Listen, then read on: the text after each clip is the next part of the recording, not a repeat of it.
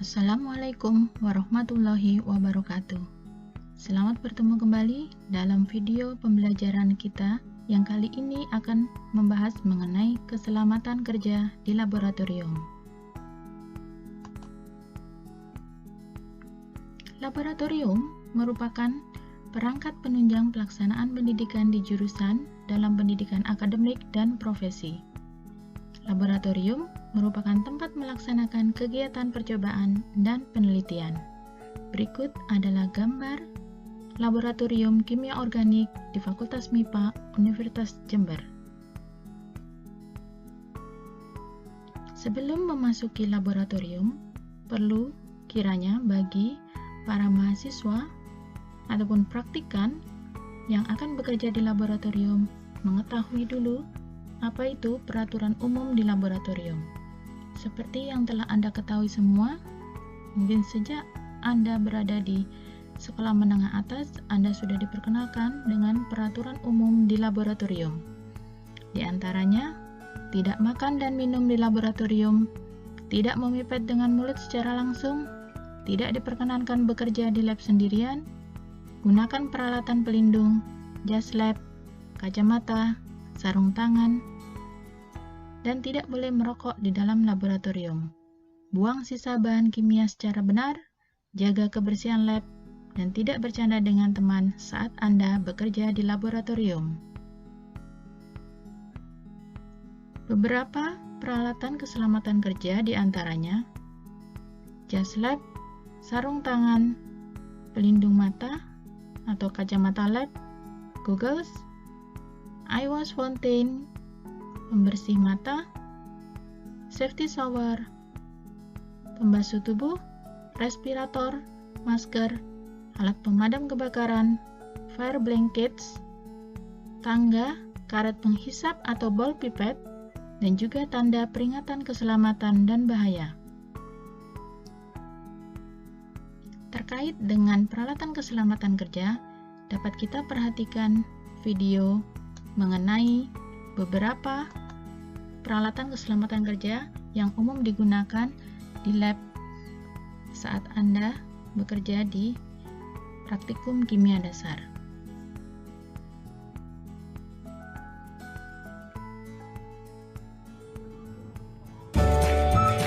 Halo, ini adalah SOP yang harus kalian ingat sebelum masuk lab.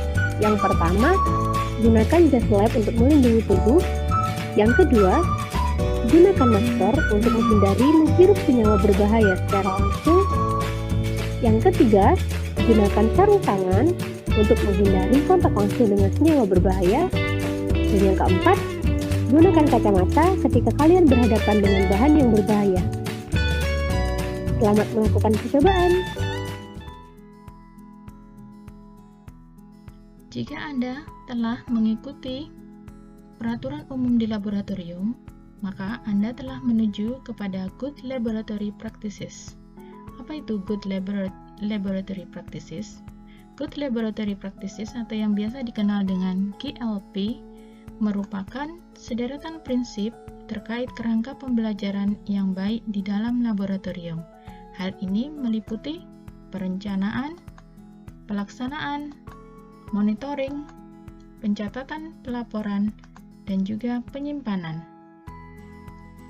Jika Anda telah mengikuti sederetan prinsip ini, maka Anda bisa disebut telah melakukan GLP. GLP berarti disiplin terhadap peraturan dasar. Nah, selain peraturan umum yang ada di laboratorium atau peraturan dasar tadi, terdapat peraturan khusus di laboratorium. Di antaranya, peraturan tentang pemakaian, perawatan dan pemeliharaan hingga penyimpanan peralatan dan juga bahan-bahan kimia, serta mengerti mengenai sifat penggunaan, penempatan hingga pembuangan limbah dari bahan serta peralatan yang sudah tidak bisa digunakan. Beberapa peraturan khusus di laboratorium itu diantaranya dalam bentuk SOP dan juga MSDS. SOP, singkatan dari Standard Operation Procedure, merupakan prosedur operasi standar atau standar operasi prosedur yang diberlakukan bagi penggunaan peralatan ataupun bagi detail suatu jenis pekerjaan di laboratorium. SOP ini disahkan oleh pejabat yang berwenang dan akan diikuti oleh setiap orang yang akan bekerja di laboratorium. SOP dilengkapi dengan lembar kerja dan juga instruksi kerja. Instruksi kerja adalah SOP paling sederhana yang sering kita temui secara langsung, yang umumnya berada di dekat instrumen di dalam laboratorium. SOP ini bersifat hierarkis, jadi tidak dapat dibolak-balik. Berikut contoh dari SOP mengenai pekerjaan preparasi larutan untuk keperluan praktikum. Untuk MSDS, merupakan singkatan dari Material Safety Data Sheets. MSDS merupakan lembaran atau dokumen yang berisi tentang data keselamatan mengenai suatu material atau bahan yang dibuat oleh manufacturer atau perusahaan pembuat bahan tersebut. MSDS berisi dokumen tentang nama bahan, baik itu nama yupak ataupun trivial, dan juga sifat-sifat dari bahan tersebut, baik itu sifat fisik maupun sifat kimianya, diikuti dengan bahaya kesehatan serta bahaya fisik yang diakibatkan dari penggunaan material tersebut.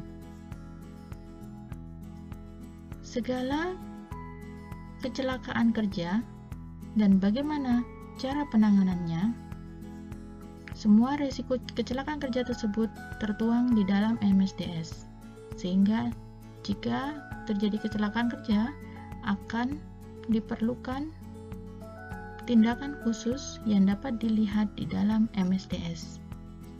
MSDS umumnya terdapat di dalam laboratorium berdasarkan data inventaris bahan yang terdapat di dalam laboratorium tersebut.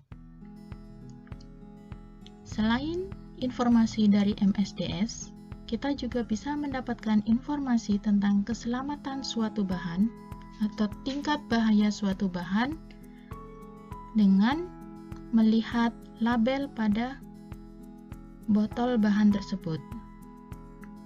Berikut adalah contohnya, di mana selain nama bahan juga disebutkan rumus, molekul, serta berbagai data fisik dan juga data kimia bahaya dari suatu bahan tersebut. Berikut juga simbol-simbol dari bahaya yang ditimbulkan dari bahan yang dimaksud. Pelabelan bahan kimia akan menunjukkan tingkat bahaya dan beracunnya suatu bahan kimia.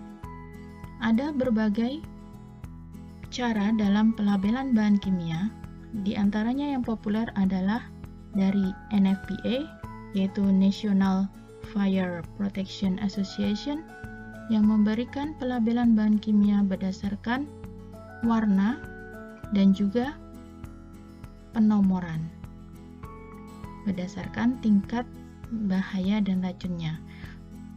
Warna merah mewakili bahaya kebakaran atau bahaya api, kemudian yang biru mewakili bahaya kesehatan, kuning bahaya reaktivitas, dan yang putih adalah bahaya khusus atau spesifik.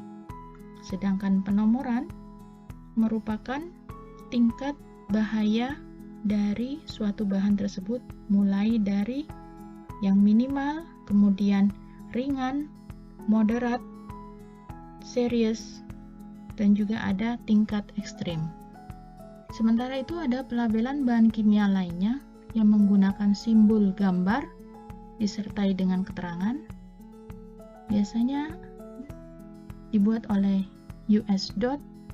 Di sini juga umum digunakan sebagai simbol pelabelan bahan kimia pada wadah atau botol bahan kimia.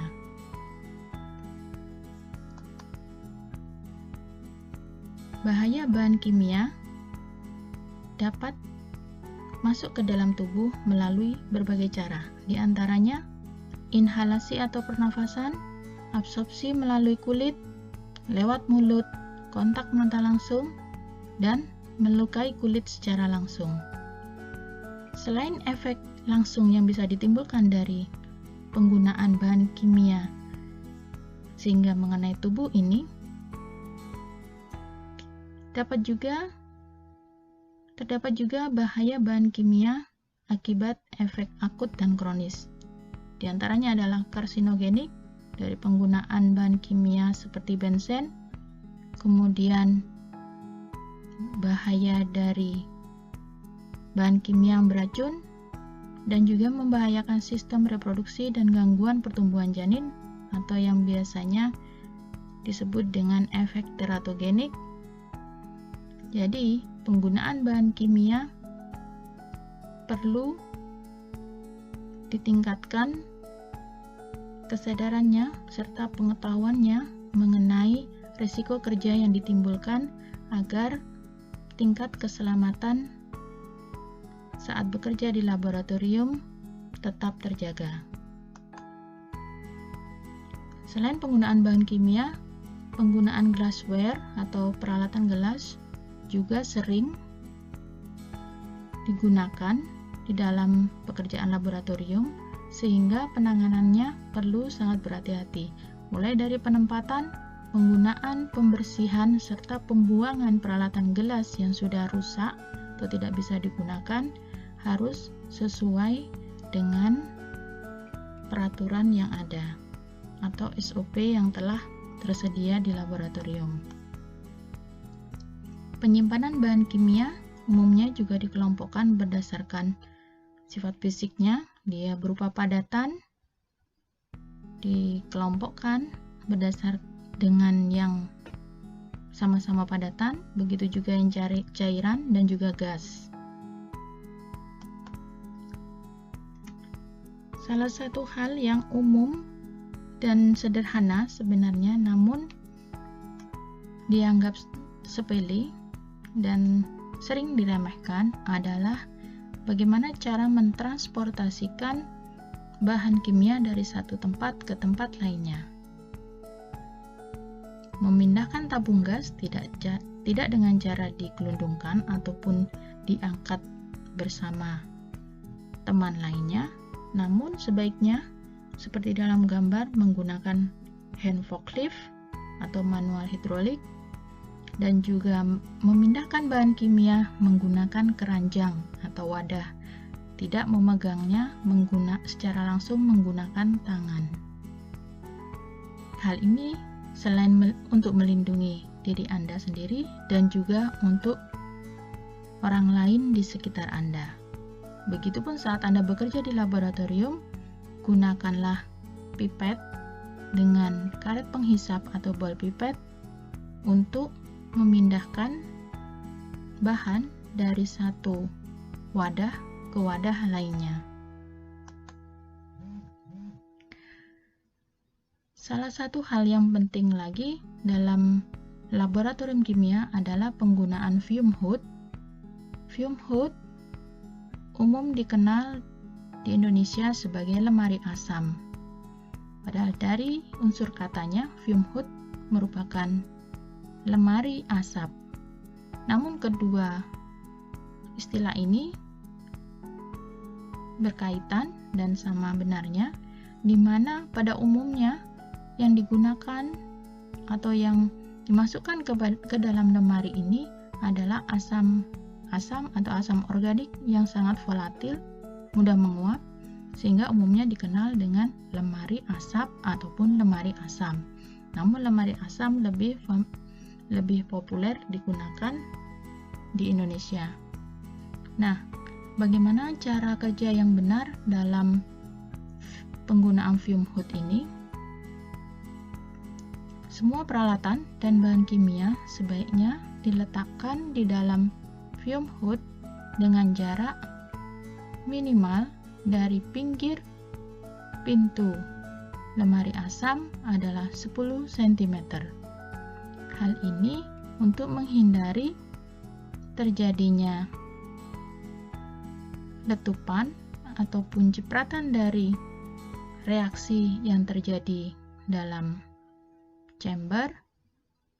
Begitupun asap yang dihasilkan tidak akan menuju ke kita.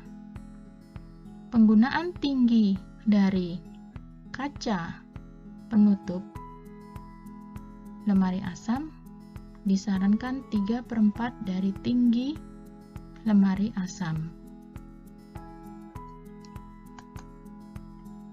Jika dilihat dari atas, misalkan bentuk lemari asam ini diwakili dengan kotak berwarna biru, sedangkan tempat kerja kita adalah di sebelah sini, maka secara idealnya di belakang pekerja atau praktikan harus dihindari adanya beberapa penghalang karena akan mengganggu masuknya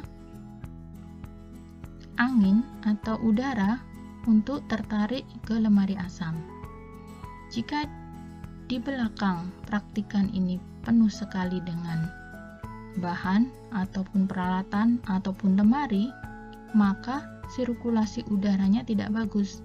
Tidak ada udara yang mudah tertarik masuk ke dalam ruang lemari asam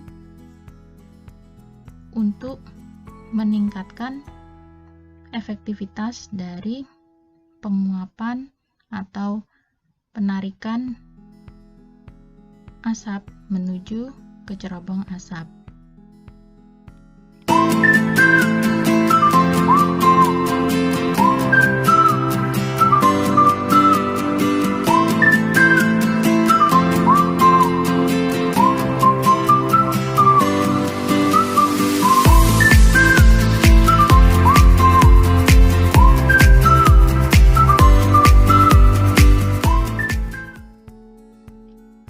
Baik, itu tadi penjelasan mengenai detail keselamatan kerja yang perlu Anda perhatikan sebelum masuk ke laboratorium. Yang terpenting dan paling dasar adalah dalam bekerja di laboratorium, Anda perlu taat pada peraturan di laboratorium. Penggunaan jas laboratorium dan juga alat perlindungan diri lainnya sangat penting dan perlu disesuaikan dengan kondisi pekerjaan dan tingkat resiko kerja Anda selama di laboratorium. Siapapun Anda. Seperti contoh di sini, berikut adalah gambar Perdana Menteri Australia Julia Gillard pada sekitar tahun 2010 saat beliau melakukan kunjungan di laboratorium Research Center for Green Chemistry di Monash University. Dia tetap menggunakan jas laboratorium yang telah disediakan spesial untuk beliau dengan tulisan DPM, Deputy Prime Minister saat itu, serta menggunakan goggles. Jadi jika seorang Perdana Menteri aja bersedia menggunakan jas lab saat masuk ke laboratorium, mengapa Anda sebagai mahasiswa dari Fakultas MIPA harus merasa malu untuk menggunakan jas lab saat bekerja di laboratorium?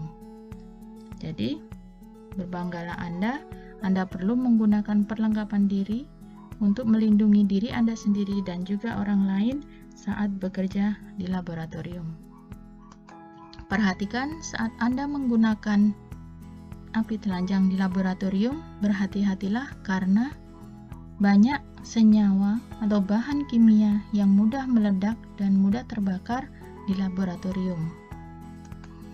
Perhatikan pula bagaimana cara pembuangan limbah yang benar agar tidak mencemari lingkungan sekitar. Itu saja dari saya untuk video pembelajaran kali ini. Saya akhiri Dengan doa, semoga kita dapat segera bertemu dan beraktivitas secara normal kembali di laboratorium di kampus kita tercinta, Universitas Jember. Assalamualaikum warahmatullahi wabarakatuh.